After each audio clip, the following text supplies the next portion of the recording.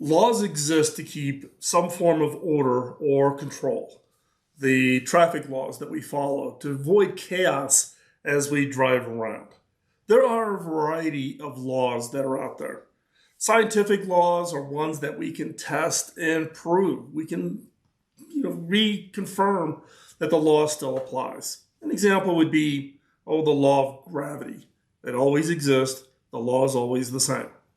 There's also other kinds of laws that we use in the context of business terms. In that case, those laws are observed and validated over extended periods of time. We can test them, we can predict from them, and we can see if those predictions are true.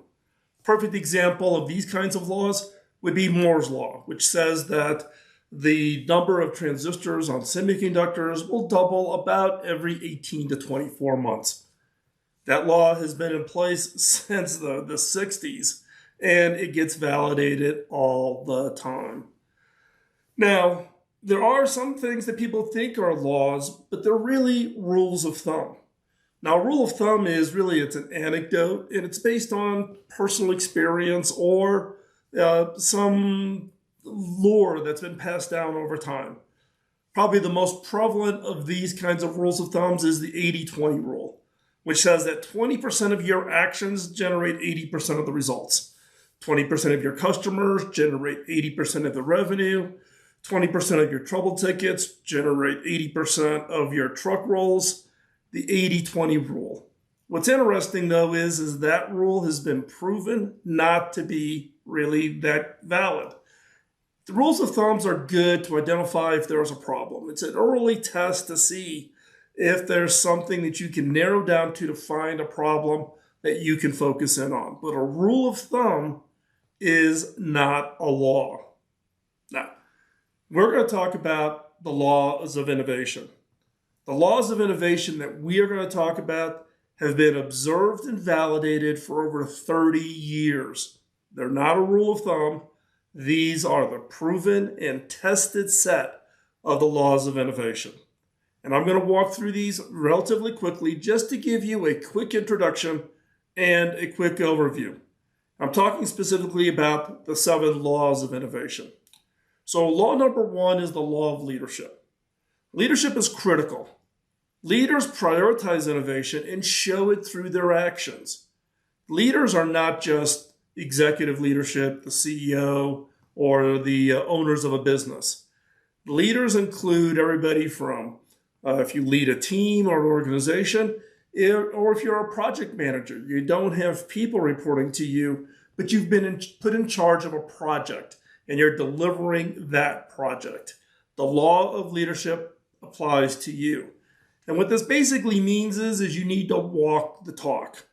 If innovation is important to you and is important to your organization, you just can't give it lip service. You have to live it. You have to walk it. You have to demonstrate it. The team will follow you based on what you model to your organization. Law number 2 is the law of culture. An organization's culture eats strategy for lunch. A lot of organizations focus on their strategy and they're trying to make that perfect strategy to achieve success. But culture is foundational. What do I mean by foundational? It lays the bedrock. It lays the foundation that everything else in the organization gets built upon. If you do not have a well-defined culture, that foundation is weak. The ability to drive a program of innovation inside any organization and team is going to fail. Now, specifically around a culture of innovation, there's certain elements that you need to have in that culture, such as, the willingness to take risk, not to penalize people if they take a risk, try something, and it doesn't work out and it fails. That's called learning. We should never look at failure as something negative. It's actually something positive. We tried. We did something. It didn't work out. That's okay. We will try and experiment on the next thing. That gets built into an organization's culture. If that culture is not strong, people will not take risks. And without risks, you have no innovation. So The law of culture, absolutely critical.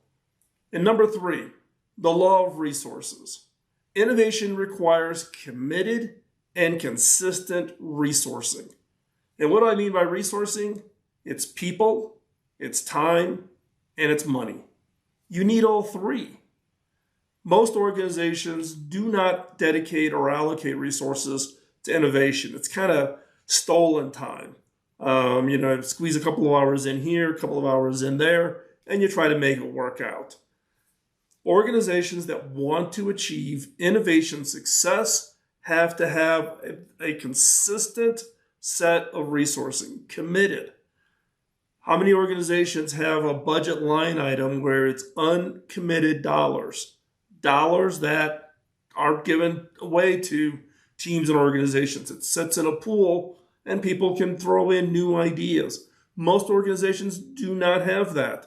And that challenge is when new ideas come up. If a new idea comes up, where do you get the people? Where do you get the money? Where do you find the time in everybody's calendar? That becomes the big challenge. You have to run around, pass the hat, pass the cup, beg for dollars, and then wait to the next budget cycle.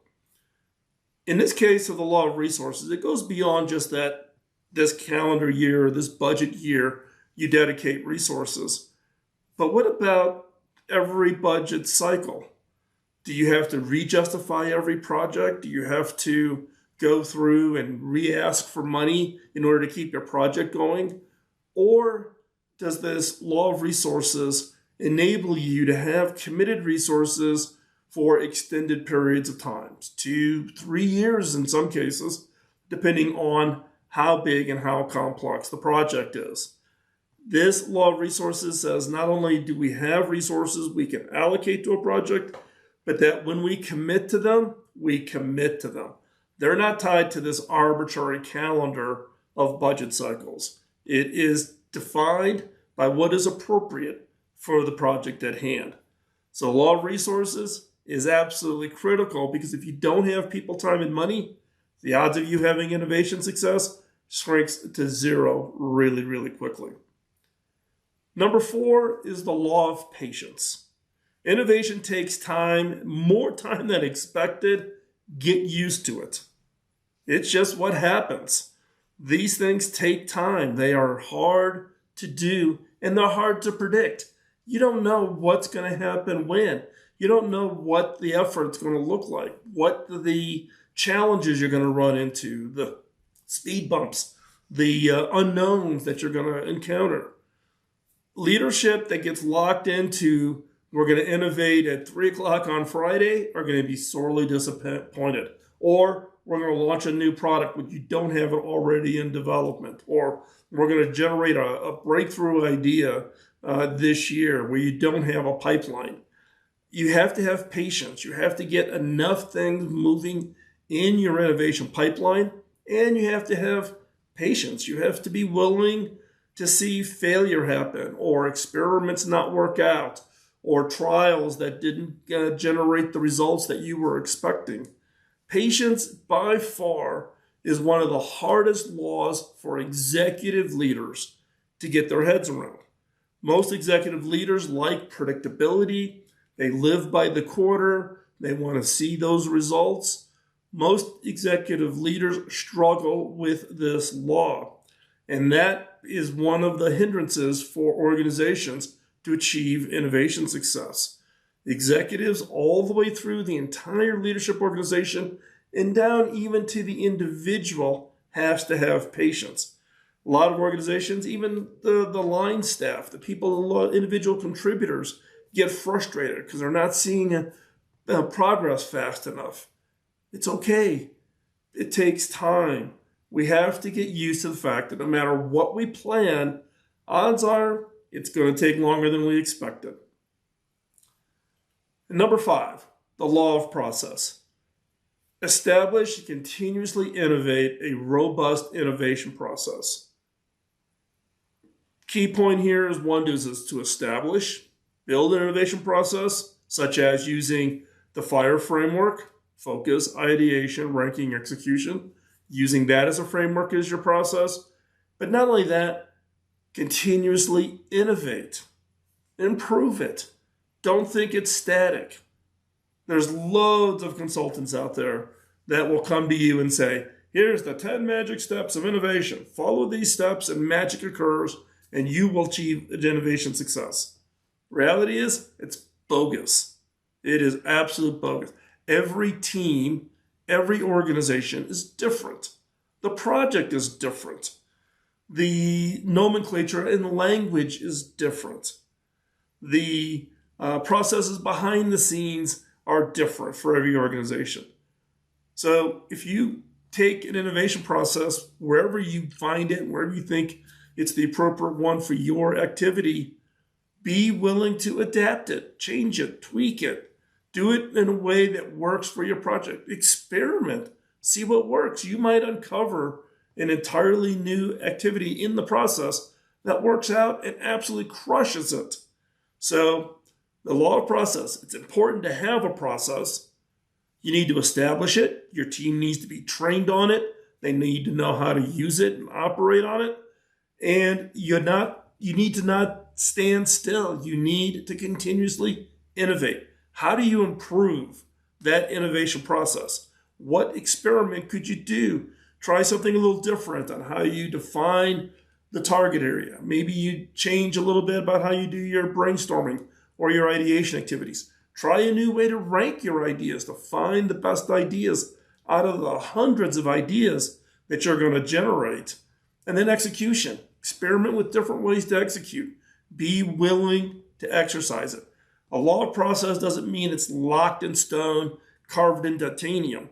You need to be flexible, you need to establish it, and you need to continuously innovate. Number 6, the law of the BHAG. Define a target and clear finish line for your projects. What do I mean by BHAG? Bold, hairy, audacious goal. A BHAG is that finish line. Clearly define a compelling target and a clear finish line because it will catalyze the team. The team will have a clear goal that they are going to try to achieve. BHAGs are unbelievable motivators. When you look and you dissect teams that had high innovation impact, they had a BHAG. They may not have called it that. They may not have even consciously created it. It may have just been a mission that all of them signed up for, and they achieved unbelievable success. The most prevalent BHAG, the one I talk about the most often, is the BHAG that President Kennedy put before the citizens of the United States, and really the citizens of the world, around putting a man on the moon. And what was that BHAG? President Kennedy, in a speech to Congress, said, before the end of the decade, we will put a man on the moon and return him safely. Wow. That is a BHAG. That is a bold, hairy, audacious goal. We had no clue how to do it. We had not worked out all the engineering. But what did he do? He defined the goal, put a man on the moon. He defined a timeline before the end of the decade. And he defined success was bring them home safely. So he had all three components of a strong BHAG. BHAGs are incredibly powerful around an innovation program, innovation success. Organizations may have multiple BHAGs, depending on what they're trying to achieve. But having that BHAG where everybody in the team understands it, can communicate it, can share it, they can internalize it, and they sign up for the mission. The BHAG is defining your innovation mission. What is that BHAG that's going to motivate and attract people to want to be on this project in order to deliver that mission? And number 7, the law of execution. The law of execution says that ideas without execution are a hobby. And I don't know about you, but I'm not in the hobby business. Putting ideas into notebooks and sticking them on a shelf, value, 0. Right? How do we deliver? Ideas don't become innovations without execution. without action. Action is required. You need to do something, translating that idea into something tangible, something real. A mobile app, a piece of hardware, a new process, a new advertising campaign, whatever it might be. The law of execution is where rubber meets the road. Because without it, all the other activities and the innovation efforts is for naught. Value gets created when ideas are executed, when ideas are translated into innovations that can have huge impact, and in some cases, can even change the world. So the law of execution is where the rubber meets the road. Without it, everything else is for naught, and it's a waste of effort. So focus on that ability to execute. Drive strategies to execute. Take your best ideas and execute them. Now, this is just a quick overview of the 7 laws of innovation. And what we're going to do next is we're going to do a deep dive into each and every one of these laws.